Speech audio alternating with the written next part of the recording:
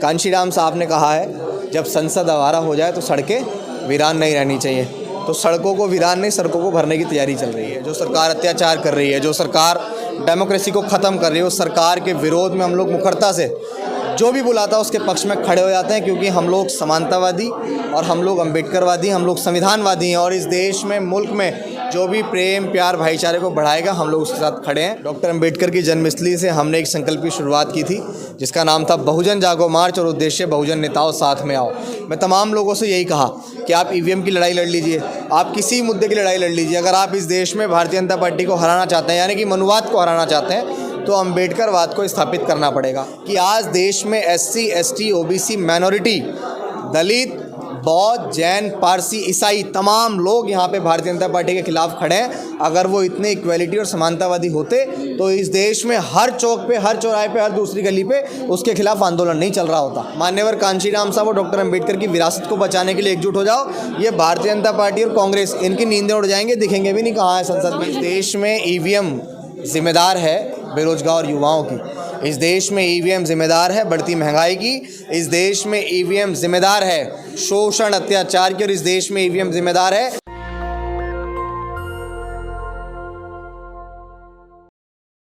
नमस्कार, मैं निधि रतन और आप देख रहे हैं नेशनल दस्तक। मेरे साथ हैं खास मेहमान अभिषेक जाटव। मुखर होकर उन तमाम मुद्दों पर बात करते हैं जिसमें सरकार को डर लगता है जवाब देने में। जानेंगे उन्हीं से कि बहुजनों के हालात में कितना सुधार हो रहा है, धरातल पे कितना बदलाव आया है, क्योंकि सरकार तो अच्छे दिन का परचम लहरा रही है। हमारे चैनल में आपका स्वागत है। बहुत बहुत धन्यवाद जी। पहला सवाल तो मेरा यही है आपसे कि 24 में आप लोगों की क्या तैयारी? आप लगातार देखेंगे, आप EVM के खिलाफ धरना देते हैं, एट्रोसिटी के खिलाफ धरना देते हैं, तो आपकी क्या तैयारी? देखिए, तैयारी पूरी है।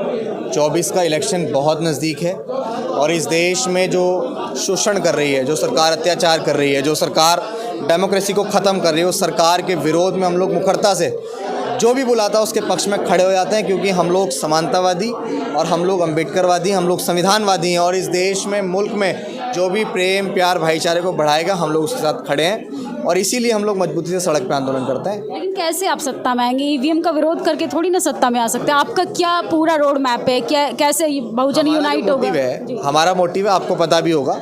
डॉक्टर अम्बेडकर की जन्मस्थली से हमने एक संकल्प की शुरुआत की थी जिसका नाम था बहुजन जागो मार्च, और उद्देश्य बहुजन नेताओं साथ में आओ।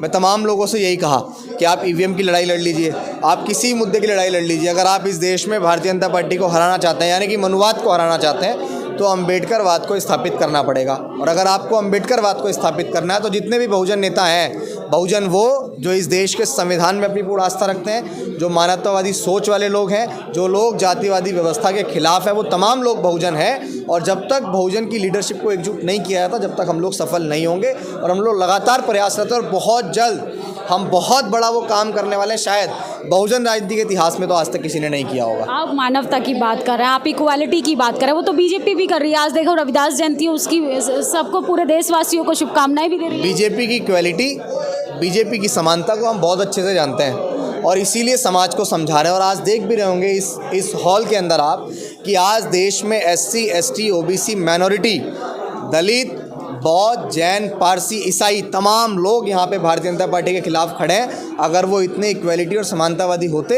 तो इस देश में हर चौक पे, हर चौराहे पे, हर दूसरी गली पे उसके खिलाफ आंदोलन नहीं चल रहा होता। आप लोग इतना विरोध कर रहे हैं, आप बता रहे हैं कि इस हॉल के अंदर तमाम लोग BJP के खिलाफ धरना देने आए हैं। BJP में प्रधानमंत्री कह रहे हैं कि अब की बार मोदी सरकार, वो भी 400 के पार। ये तो वक्त तय करेगा कि 400 के पार जाएंगे या 2 सीटों पे सिमट जाएंगे, 1 सीट पे सिमट जाएंगे, तो वक्त तय करेगा। ये सरकारें जो हैं आती जाती रहती हैं। हम लोग तो अपने नेताओं से निवेदन कर रहे हैं कि एकजुट हो जाओ। मान्यवर कांशीराम साहब और डॉक्टर अम्बेडकर की विरासत को बचाने के लिए एकजुट हो जाओ। ये भारतीय जनता पार्टी और कांग्रेस, इनकी नींदें उड़ जाएंगे, दिखेंगे भी नहीं कहाँ है संसद में। बहुजन नेताओं को एकजुट करने की आपने बात की, ये आप पहल भी चला रहे हैं। बहुजन नेता एक मंच पे आए, कैसे एक मंच पे आएंगे? एक दूसरे को देखना पसंद नहीं करते हैं। राजी राजी नहीं तो गैर राजी। मैंने आपको क्या कहा अभी कि बहुत जल्द अपने नेताओं को एकजुट करने के लिए ऐसा काम करने जा रहे हैं कि बहुजन राजनीति में शायद आज तक किसी ने नहीं किया होगा। तो आज आप EVM के मुद्दे पर एकजुट हुए हैं। EVM आपको वाकई में मुद्दा लगता है कि EVM की वजह से BJP? इस देश में EVM जिम्मेदार है बेरोजगार युवाओं की। इस देश में EVM जिम्मेदार है बढ़ती महंगाई की। इस देश में EVM जिम्मेदार है शोषण, अत्याचार की। और इस देश में EVM जिम्मेदार है तमाम उन चीज़ों की जो इस देश में सारे बुरे काम हो रहे हैं, क्योंकि ईवीएम से सरकार बन रही है।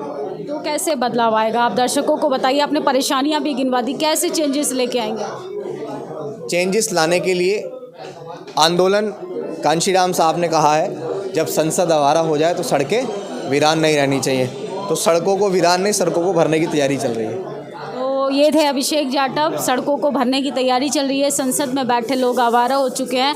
हमारी बातचीत पे आपकी क्या प्रतिक्रिया, कमेंट बॉक्स में ज़रूर बताएं। कैमरा पर्सन ब्यूटी के साथ मैं निधि, Islamic centre Delhi.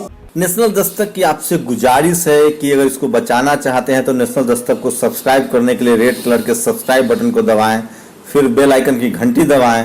National Dastak को बचाने के लिए बहुत जरूरी है कि हर खबर को शेयर करें, लाइक करें, कमेंट जरूर करें।